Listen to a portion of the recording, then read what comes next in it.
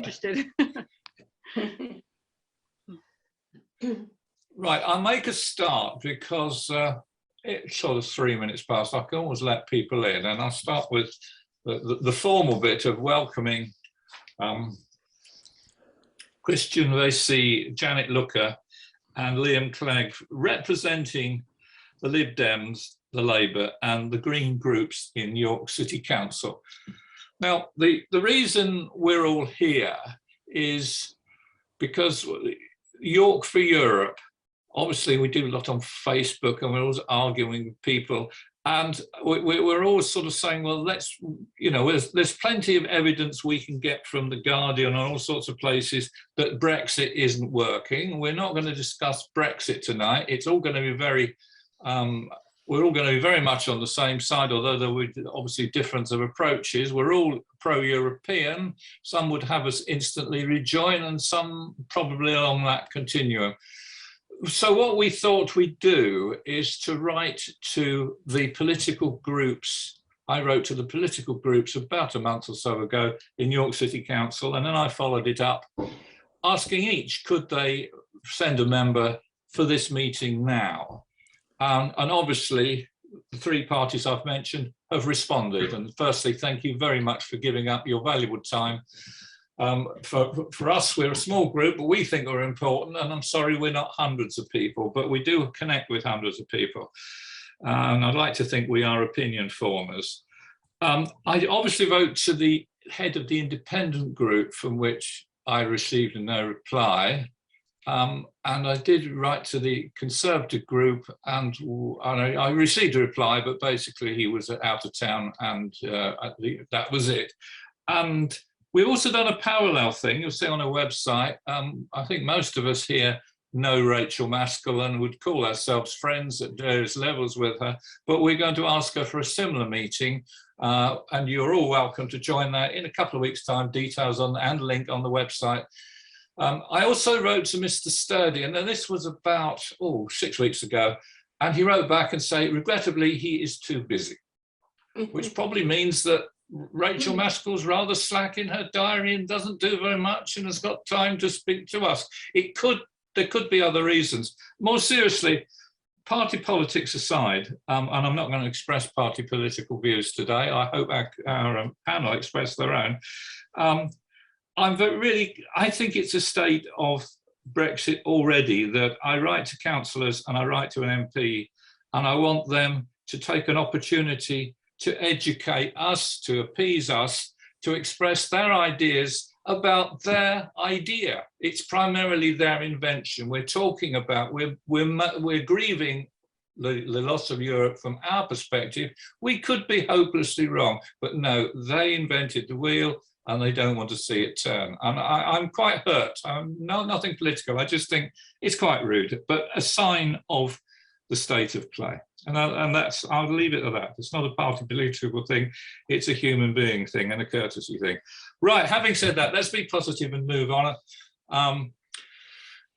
What I thought I'd do, I say there's a small enough group that we don't have to worry too much if people keep their sound on. If they've got yappy partners or dogs, I'll mute you, but I don't mind people. When we want to make a point, I say we're a small friendly group. If people just either put their hand up by clicking the reactions button and people know how to do it. If they get really stuck, just wave like that at the time, and there's a small enough to see.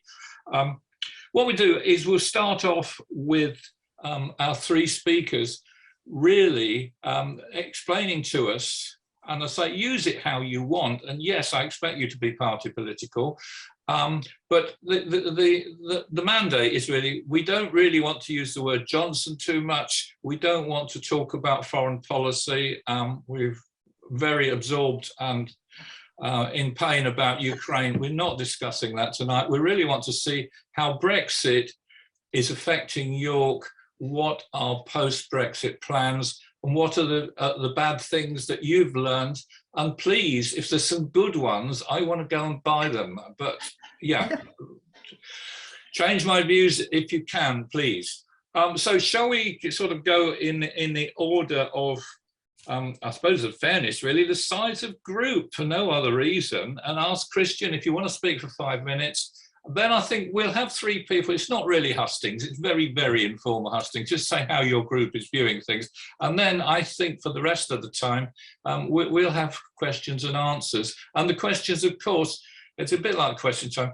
It's as much, I think questions we'll let each group answer, unless it gets very specific. We'll say, what does people think about the shops or whatever. You know. So is that sort of clear to our panel? Any questions on that before we start? No. The other thing is to say, I am recording this and I may put it on YouTube with a link from our website, which is always the coolest way of doing it, for other people and other audiences. We've had a couple before and they've actually got more views online than they got on the night. Having said that, I realise the conversations go too far. This isn't scripted, it's not rehearsed. And if any one of the speakers say either now or at the end of the evening, I don't want that recorded and put on the web, it's only fair, I will understand perfectly why. Okay, I'm not going to edit things for anybody. It either all goes on or it doesn't. Is that sort of clear? Christian, on you go, man.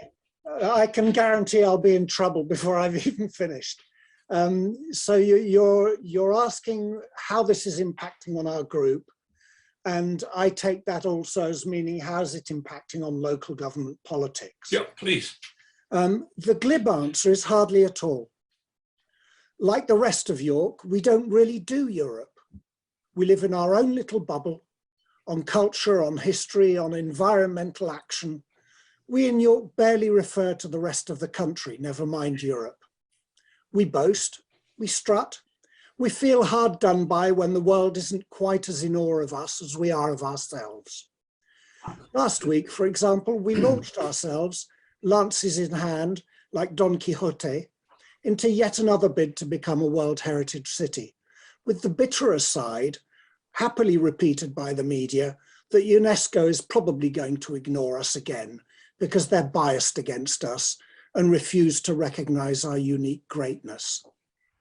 Yes, we're rightly proud of our beautiful historic city, but if we wanted to have the World Heritage Site accolade, we should have applied 40 years ago. We didn't do so because we don't do Europe. UNESCO's focus is now on natural heritage and human culture around the world, and rightly so. It has a sufficiency of beautiful historic European cities with cathedrals and city walls, but we've barely noticed that changing world. Our draft climate strategy boasts that York is a leading environmental city. That takes hubris. For example, we claim to be leaders on electric vehicle charging, even though when our plans are fully implemented, we will have 10 times fewer electric vehicle charging points than they have in the Netherlands per kilometre of road.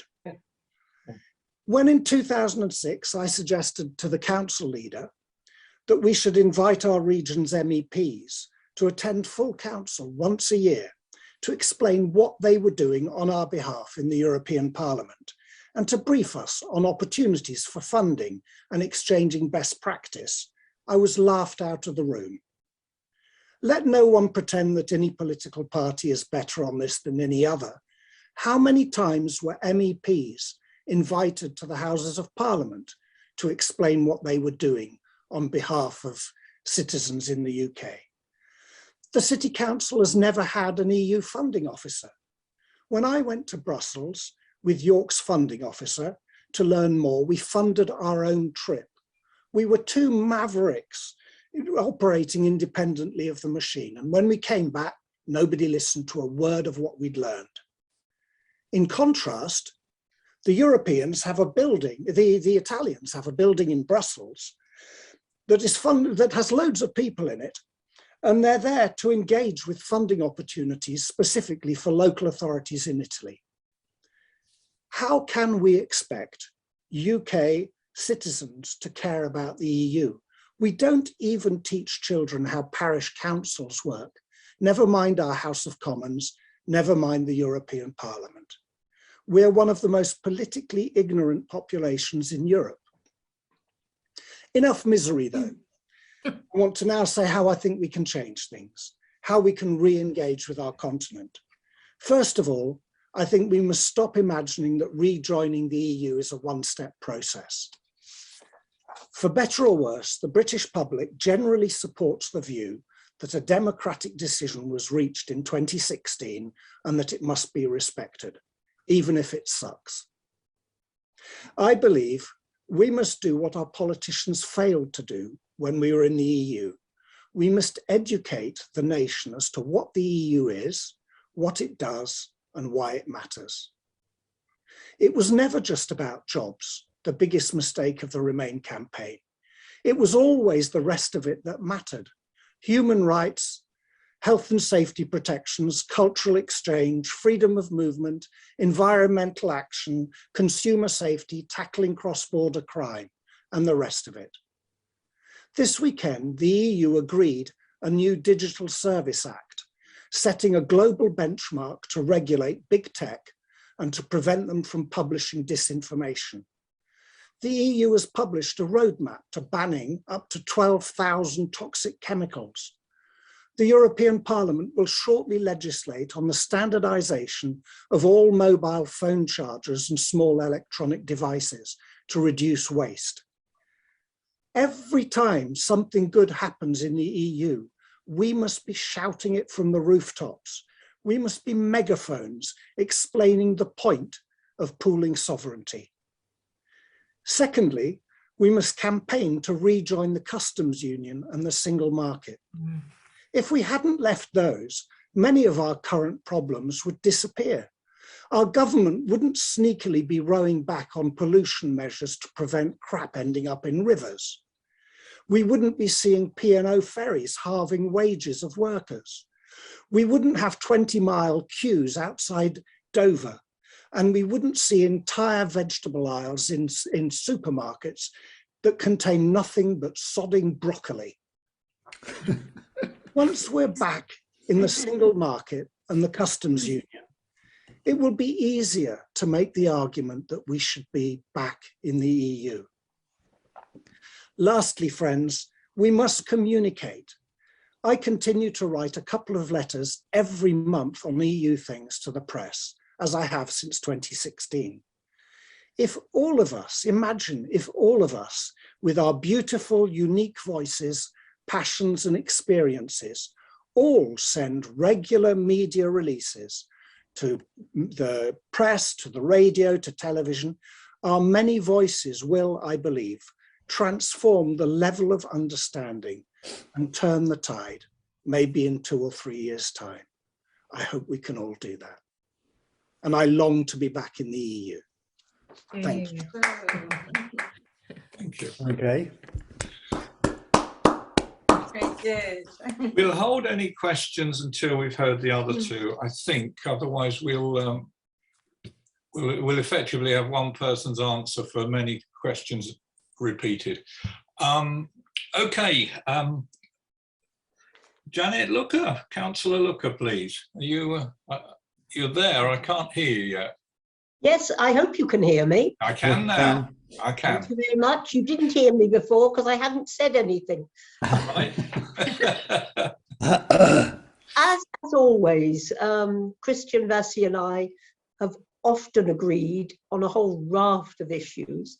And one of the things I think we fundamentally agree on, and I would say I agree this, whether it's in some ways, whatever the administration, York is horribly, horribly insular. It is very, very, very loath to make partnerships, even within the UK.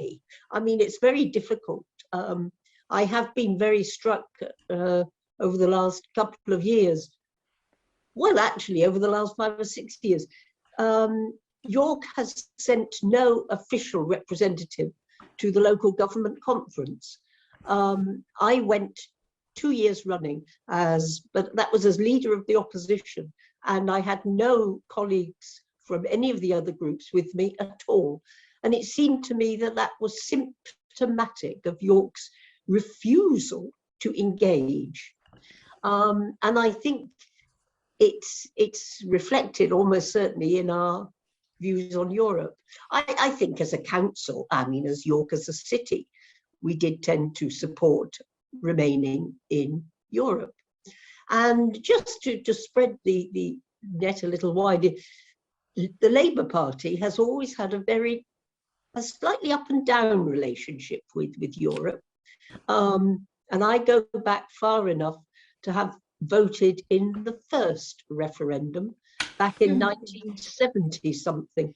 And I voted yes then, because I am, like Christian, a passionate believer, not just in local cooperation, but international cooperation. I believe we are stronger together than we ever can be on our own. But the left wing of the party was at that point very hostile to Europe, because they saw it as a capitalist front that was just going to foster market economies, and therefore the left should have nothing to do with it at all. It seems odd that over the years we've shifted and have begun to see as a group, as a party, much more benefits in being part of an international group. And as Christian has said, some of this was led by initiatives around health and safety, working relationships, all sorts of really good, strong labour initiatives were coming out of Europe, which in a sense shifted the balance, because that sent the conservative groups kicking and screaming the other way. And we find where we are today, which is depressing. But I have to say, yes, I don't think on a day-to-day basis, the York City Council is desperately impacted by the whole European thing. And I agree, we could be doing and we should be doing much more. One of the things, I will mention this, I mean, it's not Europe, but it is the United Nations. York is a United Nations city of excellence in digital media. And I remember a talk I listened to a few years ago within the business community, which said that if they had that award for their business, it would be a headline phrase on the top of every letterhead, at the bottom of every email, in every communication. They would broadcast the fact that they were a UNESCO city of cultural digital media. And we do not make use of this at all. We barely support it, I think, within the city. And yet it would gain, and it does gain, huge, it's got very wide European links as well as international links. And it again seems to me a very wasted opportunity. Yes, we have spent years under various political leaders not making a connection with the European funding opportunities. I think we lost huge amounts of opportunity for getting good funding for the city. And I think there are all sorts of ways in which we will have to, or you will have to, I think, I'm retiring shortly, you will have to try and start to look at those different ways of communicating. I'll finish with an anecdote. It comes from Wales, but it always saddened, grieved and amused me. There was a friend of mine who was at that point working as a community activist in Wales, and he was standing outside, you're at the referendum, he was standing outside this community hall, which had been built entirely from European funding. And he was asking a woman as she came up what she was going to vote, and she said, oh, I'm going to vote to get out of Europe. What they ever done for us, she said. And you sort of thought, he said, well, just look at what they did for your community. But the unawareness of people at what those opportunities were was abysmal.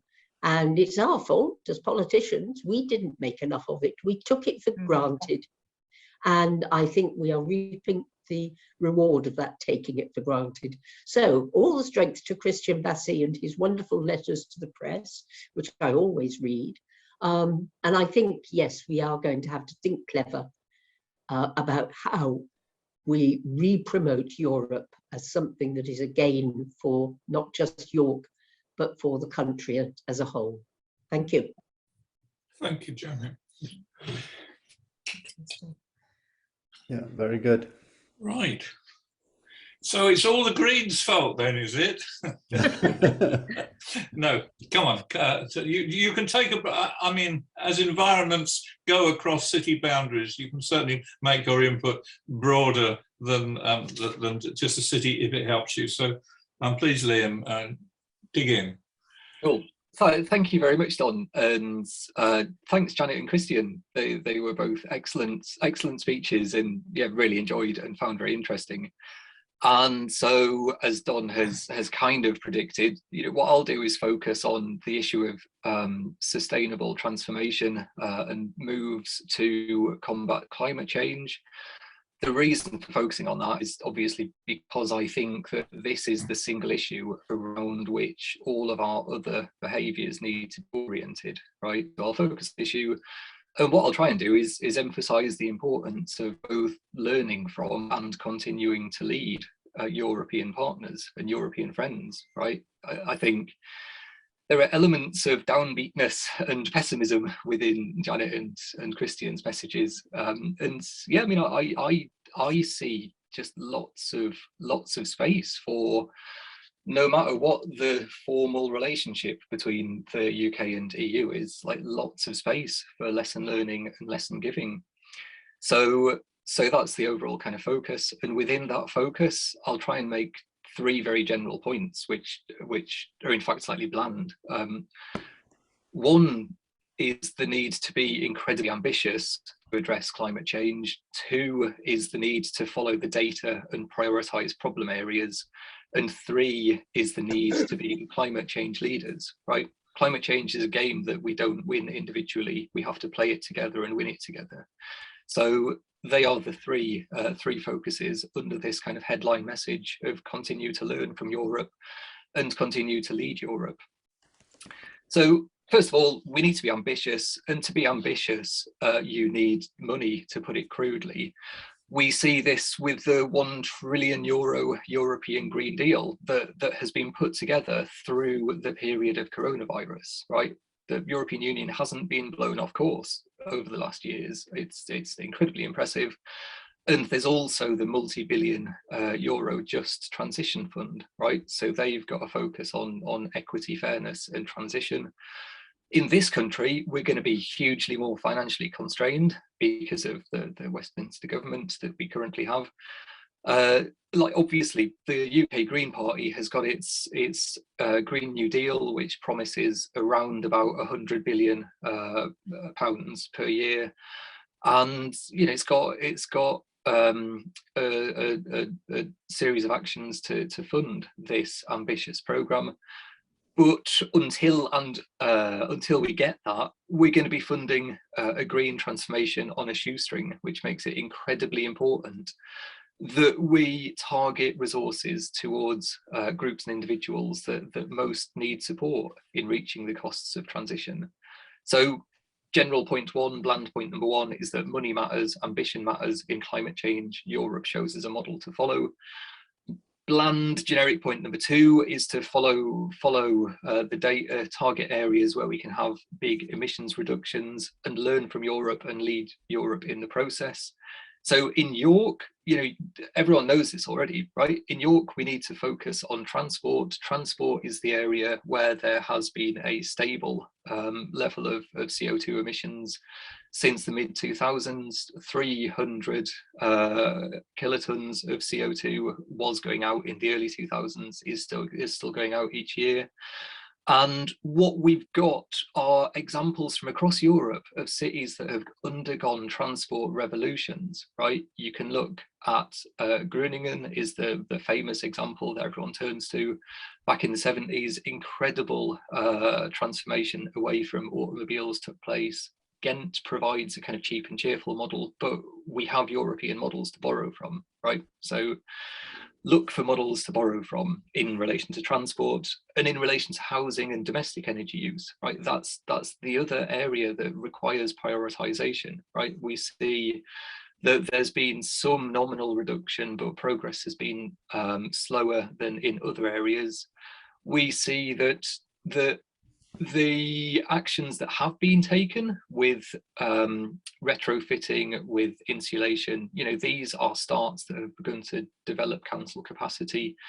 There's the council's retrofit plan coming out soon. Again, there's examples from across particularly Northern Europe that we can borrow from to see how local government, even with relatively restricted finances, can really catalyze transformation, right? So positive messages to look for. And general point number 3 is we need to have the confidence and capability to be climate change leaders here in York, right? We've seen already that the city's housing delivery programme has led to membership of the UN International Centre for Excellence on the basis of its environmental credentials, its sustainability credentials, right? So that's a platform of success that, you know, 100% agree with Janet, that we should have the confidence to shout it from the hilltops and to show that actually we are doing things that are ambitious and that are leading the field. Sustainable tourism is the obvious additional place where York can lead the field, right? The rebalancing from car-based tourism to rail tourism is another key pillar of sustainable transformation, and we need to refine that strategy, but we need to shout from the rooftops about it. And to be a leader in York, we need to bring the collective expertise that we have together, right? Famously, back in 2016, Michael Gove said, enough of experts. I hope that we haven't had enough of experts. And in York, we're incredibly lucky. I could name the wide range of institutes and research areas in the University of York, in York St John, that we can draw on to become field leaders. I can to third sector and commercial sector exceptional leadership, and you know, these are the areas that really know what makes the city tick and how we can lead and how we can change. But what we need is to, well, I think, gain or regain the confidence to develop internationally leading practice that will be supporting environmental transformation. So they are the 3 broad areas, right? Broad messages. So be ambitious on climate change, be targeted on climate change, be a conscious climate change leader. To do that, continue to learn from Europe, continue to lead across the region and beyond. I'm not sure how easy it is, but I think that's the range of ambitions that we should have. And as I was saying to Don at the start, yeah, I'm very new to local politics in many ways. Like, it's only very recently I've become an active Green Party member. But for me, the capacity for progressive conversations to be had within York it's incredibly exciting. And I'll close again by thanking Don for allowing me in as the interloper, as the non-councillor in the group, and allowing me to intrude into this particular progressive conversation. I've really enjoyed the start of it and look forward to carrying on. So, thank you. Thank you very much for that. We've got, yes, you too get applause. Thank you very much. We've got half an hour which we can use, and I think I'll say it again, if anybody, we'll stay on a few minutes after 8 o'clock. We'll have extra time, not that anybody has to stay, but we'll just have 5 or 10 minutes discussing York for Europe business. So particularly if you're involved in something, you can stay and tell us what you're doing. But if you're just outside and curious, you're also very welcome. But we'll certainly stop around 8 because I promised our panel we would do that. I'll take questions in a minute. Keep them short and relevant. I know you will. I know they'll be polite and friendly. And don't feel, panel, that it's not like question time. You don't have to give 3 minutes answer. If you say, you know, Janet's already covered that, or we'll defer to our green expert, that would be very helpful given we've only got half an hour. Only dig your spade in where you can turn over soil, I'm sure you will. I just wanted to say, I'm really delighted to hear the stance that everyone's taken. I don't think I've heard the word money tonight, which sadly for many of us, it's the first argument about Europe. You've pointed out all of you, you've pointed out many reasons why we should have a relationship with the 26 countries that surround us. It also very much vindicates, this is advert time here, but it could be to each of your benefits. Our website has been going about 18 months. It's called www.European York. You'll see it if you Google it. It's doing well. It gets about 45 new visitors a day, which actually for a non-commercial site is surprisingly large. And considering that, I don't know, about 3% of them live in China. So that at least they know what we think, even if our friends down the road don't.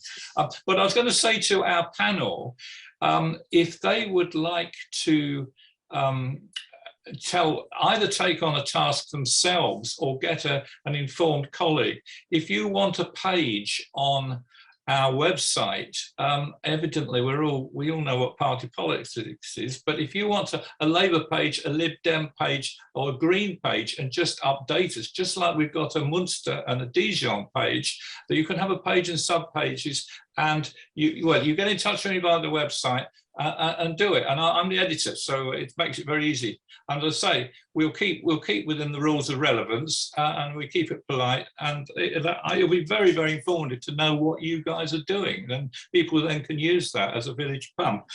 Did I see a hand up down there, Barbara? Have you got your hand up? Oh, you're just asking your questioning, are you?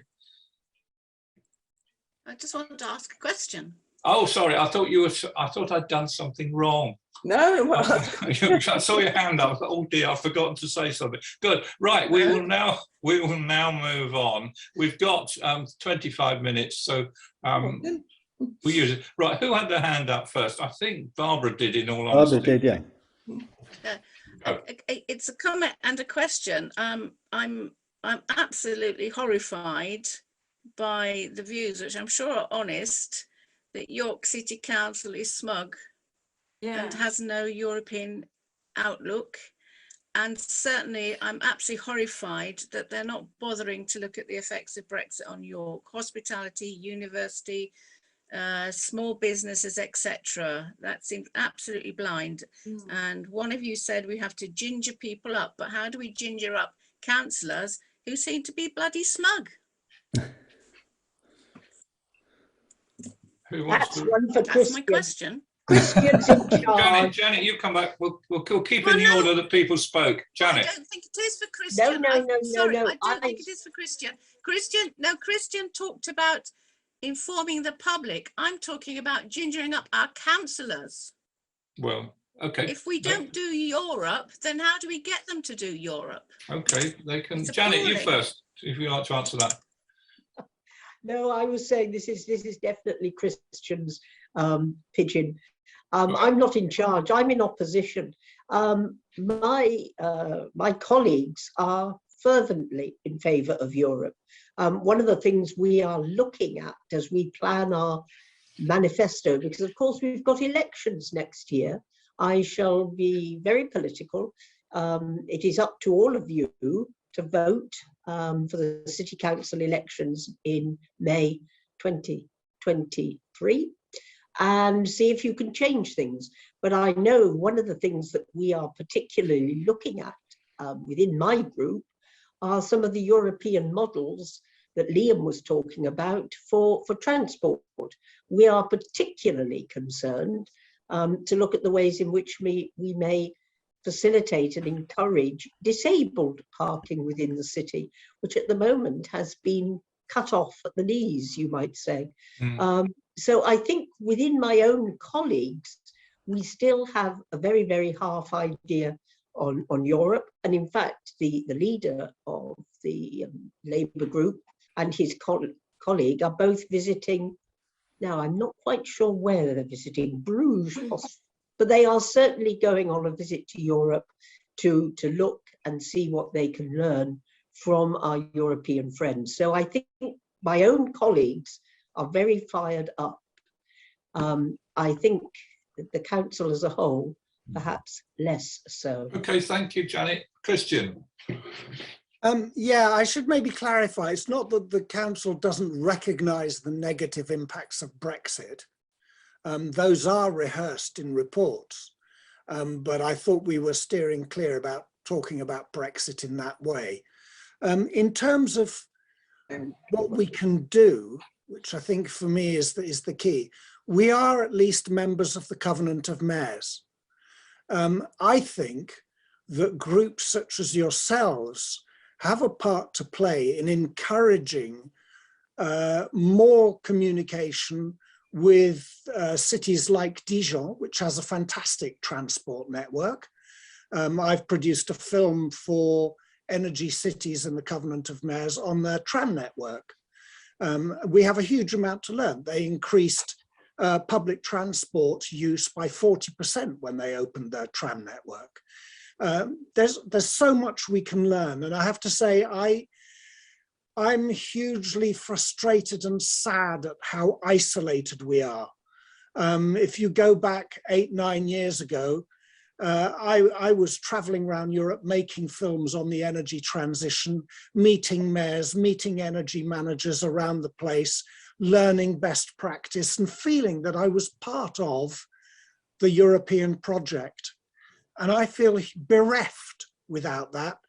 Also, I suppose, because I'm half French and I feel bereft not having the company and the opportunity to work with people from many lands and to learn. And the points were made both by Janet and Liam. We lose hugely as a result of that. But as I say, we're part of the Covenant of Mayors. I think that York for Europe could do a great thing to get the city to actually pay more attention to our twin city of Dijon, to learn from, that's cultural and environmental. So I think that's something we could do. In terms of other aspects of how the city can do better, I think we really need help from outside. Politicians, I think, just don't want to talk about this because they think no one cares. And I'm really pleased that you exist and that you're making a noise. I hope that you'll feel encouraged, for example, to come to full council meetings and talk about all of this to us, because we live in this little bubble and people think if no one's talking about it, it doesn't matter, we'll just talk about something else. And I'm sure Janet would agree that I would welcome your presence to come to those meetings and say, oi, listen to this. Don't go into your little bubble. Think about the big picture. We'll take that on board. I'll have to move you on. Yes. Do you want to come in on that, Claire? Green, for the green for Spitzer. I mean, I will very briefly, but keeping to your, I like your metaphor of if there's no soil for you to dig over, keep your spade in your hand. But the only contribution that I would add is that I feel incredibly fortunate to have the job that I am, in the sense that as an academic, I'm still part of the networks that I used to be part of, right? I still feel very, exceptionally closely linked to European friends, partners, and beyond. My network, it sounds like, has not been as disrupted as for example, Christian's. And in terms of responding to the question a little bit, I hope that by genuinely building much stronger links between the council and the universities within the city, I think that is one mechanism that you can meaningfully internationalize, meaningfully recreate or create these links with European partners to do exactly the thing that Christian and Janet have said needs to be done, which is to make sure that there is that conscious, creative lesson learning and lesson giving across the continent. So yeah, that's my hopefully. Thank you. Right, short questions, please. Martin, you were next. Yeah, I mean, you sort of touched on my question, but I will. I think I can couch it in a way that would allow you to expand on what you've said. This is going to sound very self-congratulatory, but interestingly enough, one of the things that Europe decided about a year ago was that it was going to put quite a lot of attention on building bridges between York and Europe, and not be a sort of drum banging reunion, rejoin campaign, rerunning the Brexit of 2016. Now that seems to chime actually very closely with what you're each saying about the things we need to do. So my question was going to be, we are very limited resources. We've got lots of enthusiasm and lots of commitment, and we're all volunteers, and there aren't a million of us. And you've pointed at some of the things that we could do locally to get some action going. I was thinking, if you were to point us at one project which represented a bridge building process with a European place, what would you point us to? Great. Janet. I think what I would like to do probably, and I'm not going to do it off the top of my head, what I'm going to do is go away and go back perhaps to my group. One of the ways that you can make an impact is, in a sense, by getting a motion on the council's order paper. Yes. And I think it might be worth our while trying to see if you can facilitate us putting forward a motion to council, focusing around that need for maintaining good links and partnerships. I'd like to go away, and perhaps I'd come back to Dom and ask him to work on something that we could promote for you. I was hoping you'd say that. Thank you. And I will. Christian, have you got something similar to say? You can come back with the answer, is what I'm saying. You don't have to give us a project now. I agree with what Janet has just said there. I think that would help, again, would bring the focus of Europe into the council chamber, and I think that would be a good thing. In terms of a particular initiative, I'll give you an example, because Janet mentioned the issue of transport and blue badge holders and all of that, which is very much a live issue in York. I've been trying to push council officers, and so have, I have to say, councillors of all parties in the transport access group, in the local transport action group, sorry, to look at having an electric shuttle bus in the city centre. Again, you know, I've talked about Dijon. Dijon has exactly that. They've got a free shuttle service with wheelchair access that visits 27 different places. We've managed to get that onto the forward plan, but I have to tell you, I'm not confident that officers are actually listening. And so many delays happen, and so many opportunities from learning from others exist. And again, you know, I think your input in just, as Janet suggests, having a motion to full council and raising the value of us looking beyond our city walls, I think would be helpful. Thank you. Great. Do you want to come in on that? Yeah, very briefly, I would say, number one, I just completely agree with Christian's main point there, right? You look to models that are getting this done really effectively, that are facilitating inclusive access really effectively, and yeah, and if and to kind of translate that into this forum, then I would say, in general what I would like York for Europe to do is to very loudly push the council to champion research that builds from European examples of good practice. That's good thought. And Okay. and does so through engagement with the university as well. Yeah. Lovely, thank you. Did I see Sue's hand go up some while ago? And then we'll have Richard. And it's kind of on a slightly different tack, and I was very struck by Christian's way he was talking about political ignorance and how little people know about how they're governed, both locally and nationally. And Janet's anecdote kind of illustrated that. And wondering because I think that whatever one thinks about Brexit and all the rest of it, political ignorance is very much behind a lot of the problems in this country, never mind just in York. Is there any benefit or any thought given to how that can be addressed? Clearly schools, I mean, it would be a very long-term thing if one's talking about starting in schools, but what sort of education do people get on their country's governance?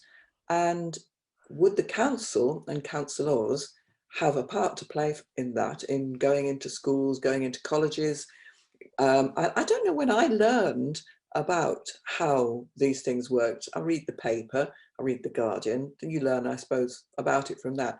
But if you read the Express or the Mail or whatever, how do you know anything about anything that is worth knowing?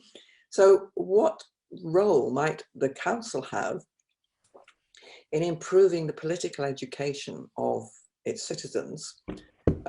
And irrespective of their parties, it's just something that has bothered me for a very, very long time, is how little people know about what they're voting for, which is why they don't vote, actually, I think, and how one could get more engagement from our citizens in actually being involved in what their council do.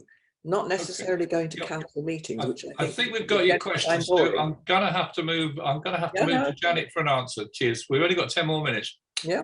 Janet, what could we do to educate our people, particularly the young ones? I think it is actually infinitely more challenging than it used to be. And I'm not going to give you an answer, but I will give you an example from my experience, having been Lord Mayor at least twice. In 2004-05, when York was still pretty much responsible for its schools, I went as Lord Mayor, I think, to almost every primary school in the city to talk to them about what the mayor does and the work of the council. I was invited into these primary schools. When I was Lord Mayor in 2019, I got 2 invitations, and both of those were because friends of mine happened to be governors of those 2 primary schools and invited me. Because of the academisation, I thought about it afterwards, because of the academisation of schools, the schools themselves feel very disengaged from the council, very disengaged. And therefore, I think this is an even bigger challenge than it was back in 2004. Christian, a big bone for you to pick up and run with. What Janet's saying there is sad, and I recognise it. I've not been a Lord Mayor, but I understand exactly what she's saying. And I would simply note that being half French, I've got loads of cousins in France. Everyone in France, when they go through school, have lessons to teach them how things work. It's part of being a citizen. Here, we see it as party political. It's got nothing to do with politics, with party politics. It's how do things work. And maybe we should have discussions going forwards as to how maybe we could present information that could be available to schools, even if it provokes a frustrated response from government that people are meddling. I think raising the issue and continuing to believe that it is worth trying to talk about how stuff works is worth the candle. I think we've got to try. Okay. Thank you. Craig, do you want something on that? Liam, Should we have compulsory civics sessions for all undergraduates? So, I mean, the answer that I would give to the question of what should the council do to support the education of citizens to get them involved in local politics, the answer I would say is that councillors should work through the local government association to, in a very focused way, lobby the curriculum writers for A-level politics and for GCSE and earlier. I forget what the subject's called now, whatever the kind of social studies compulsory subject is, get local politics written into those curricula. So from my professional position, like I've been invited previously to contribute to consultations on how politics is taught in schools, and like I can do that, that's fine, but councillors should do it through the local government association or another body, but just get stuck in, get it written. And I forget who the name of the question asker, but you're right, this is a long-term thing. But just because it's a long-term thing doesn't mean that it shouldn't be done. Like it should be, and it should be done very powerfully. So yeah, really good question. Now we've got 3 more people with their hands up when we've got 6 minutes. Does anybody on the panel mind if they overrun by just a few minutes? I mean, like 5 or 10. Liam's happy. Yeah, I think we're all happy. Okay, I'll go Richard, Nadia and Chris in that order, and that's all. But we've had some great ones so far. Richard, sir. Yes, I'd just like to make 1 or 2 observations which needn't be answered concerning transport and learning from Europe. In the 1960s, I worked in Holland, and I remember visiting Amsterdam where there was a massive housing development. And the first thing they built was a tramway with a frequent service through the building site. A few years later, in Utrecht, there was a housing development, and they specified that no house must be more than 3 minutes walking distance from a bus stop. And more up to date, the York Bus Forum, which I attend, recently had a talk from a busman in The Hague who talked about how they'd solved their problem of a ring road and reducing congestion in the city. Thank you. Anybody from the panel want to comment on that? Janet, no. No, it's good sense, and it makes absolute sense, and it's what I've said about engaging with the Europeans. Indeed. And I don't suppose the other you two would disagree with a word of that.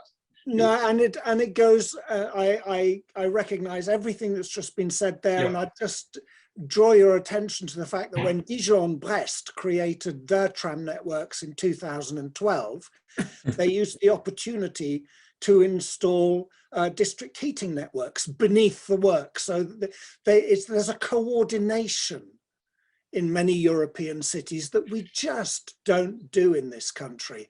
Yeah. To our shame, frankly. Yeah. Thank you. Okay. Nadia, am I right in thinking you're in Germany still? Yes, you like I to ask am. your question? I am. 25 years resident in York, but now in Germany for obvious reasons. Oh dear. I wanted to add just something to the education of children, which was discussed just a few minutes ago. Just a thought. So one thing is that here it's fairly normal to have magazines and newspapers for children. So things like a Newsweek equivalent for children, which tackles politics from a child's point of view, targeted at children in child language, which they will understand. So it's not even about school, it's about the normalization of children's engagement with politics in their country. So I just wanted to throw that in, as I have never seen those in England, to be honest. And the second thing is, just something sprang to my mind. Last year we had elections in Germany, and all the main candidates were invited by children into a sort of tent with bunting and with sort of child chairs. They had to sit on, you know, little chairs and they were interviewed by children. So, and all that was on television, and it was treated like the normal debates you get for politicians on television, except the interviewers were children. I think those are very useful things to think about when you think about how do you engage youngsters in local politics and national politics, indeed. Anyway, Useful sprang thoughts. to my mind and I wanted to... Well, they're useful thoughts. So any of the panel want to comment on that? Craig? Liam. Sorry, Liam. Yeah. So just to say that I think it's a wonderful idea, the idea of a children's hustings, and I don't know if it's something that's been done before, but yeah, 2023 is coming up fast, and it's a wonderful idea. And Nadia, you may not recognise me, but you know Eleanor, who is now fast asleep downstairs. So very nice to see you. Oh, it's like two-way family favourites. It's good.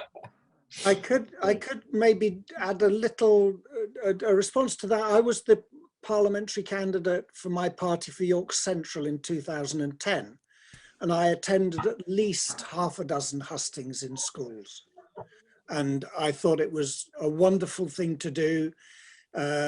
Young people were enthusiastic and have a right, every right, to hear what people who pretend to want to run a city are going to say to their questions. So I wholly agree with your idea. Whether it happened in 2019 or 2015, I've got no idea.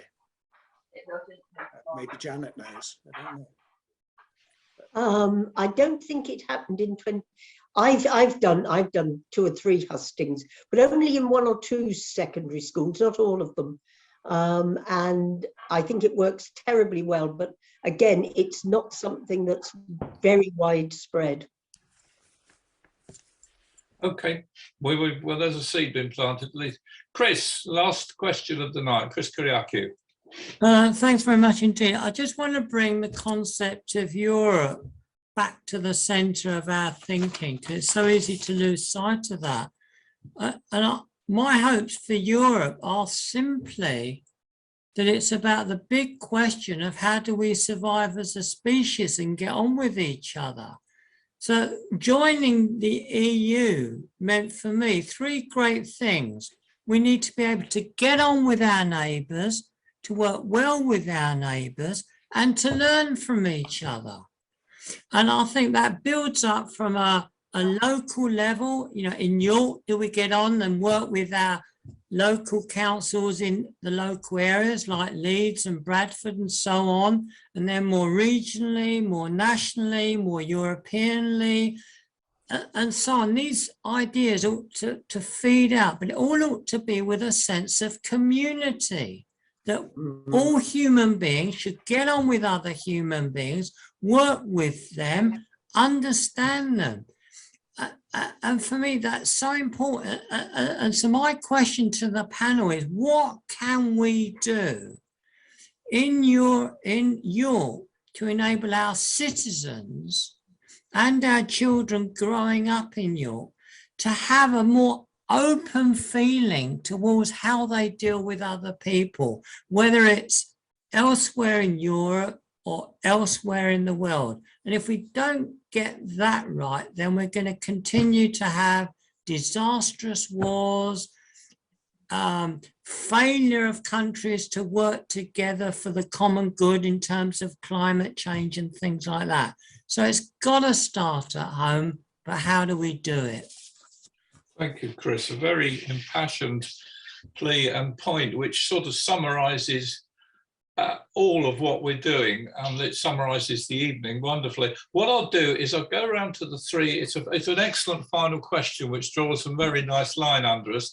I'll go around to the panel in turn, and the order I did before, and ask you to answer that general question, and also say your own benediction and closing comments for a couple of minutes, because I know that the responses will overlap. What can we do in the future? Christian, please, first. Well, I want to give you one tiny practical thing that I know that some of you are already involved in, and I support 100%. Back in 2003, I asked the then council leader why it was we didn't have twin town signs at the entrances to our city. And I was told, nobody gave us a damn, it's not important, we don't have money to waste on that. Goodness. Those tiny little things really matter, in my view, because they change our perception of who we are and how we see ourselves. I'm really pleased that there are people in the city now who are volunteering to help fund that. And I've indicated to council officers that I want to support that. And I've asked them the question, how much would these signs cost? What's the process to get them put in? Because I'm fed up with hearing excuses of not putting them in. It may seem little, but it's not little. It's about how we show ourselves to the rest of the world and to ourselves. So it's just an example of a small thing that if this group and others who've actively been pushing for it could all get together, I would be really happy to work with Janet on it. I'm sure she would want to see that happen. That would be a little thing. You've asked a really big question, and we know there are lots of big answers, but as they say, sometimes a journey begins with a single step. I think this city, it's time we faced up to the fact that we have twin cities and not hide it under the carpet. Good, thank you. And if York for Europe can help with any of the lobbying, that might be something, one of the things we tuck into our council speech you were talking about. Janet. I think you could do more than that. I think you could lodge a petition. I don't see why you shouldn't. Individual citizens, individual groups can put a petition to council. I'm sure our group would support it, and I know Christian would support it, but a petition to council is actually a good starting point. Gets it on the agenda, gets a bit of notice, and then it has to be debated and discussed at one of the committees. And I remember visiting Munster. Munster is, I think, twinned, I don't know how many cities it's got, but it's got this wonderful signpost in the middle of the city with pointers labelled with the countries and towns to which they're partnered. And it just says, these are our partners. And it sits in the middle, our equivalent of Parliament Street, King Square, you name it. They've got this signpost. So easy to do, so effective, so simple. I haven't got an answer for the bigger question. It has, I believe, profoundly, as Chris knows, in cooperation and not confrontation. I believe in working together. I don't believe in competition. I believe in confederation. And I think you work with your partners. And all I have been able to do in my own personal sphere is put it into practice as much as I can. And I will work with anybody if I can achieve what I feel is the right common end. And that's all I can now do. It's just lead by example. But you're absolutely right. It's the core fundamental belief that one's got to live one's life by. Thank you very much. Liam. And so I began this session by saying that I really agreed with what Christian and Janet had said, and I'm going to end the session by saying the same thing. I think, yeah, really nice, clear, compelling messages from Christian and Janet. And the only addition that I would tag on is to say it's exactly the kind of thing that you're doing here, right? What you're doing is supporting a constructive conversation, right? And it's really nice to have found that there's so much agreement across us, because if you get representatives of if you get it took us until almost the end to get a technical glitch. We did well. Yeah, because if you get representatives from different political parties into a room, it is sadly all too rare to actually have a meaningful and constructive conversation. So it's been really fun. And yeah, final words are what I began with, which is thank you for including me as the interloper within this constructive conversation. I've really enjoyed it, really enjoyed the questions, and yeah, well, it's really nice to meet you, and I hope, I mean, I know Janet and Christian moderately well. We've been on parades and stalls and things in the past together, but it's nice to meet you as well, Liam, and we hope we keep in touch.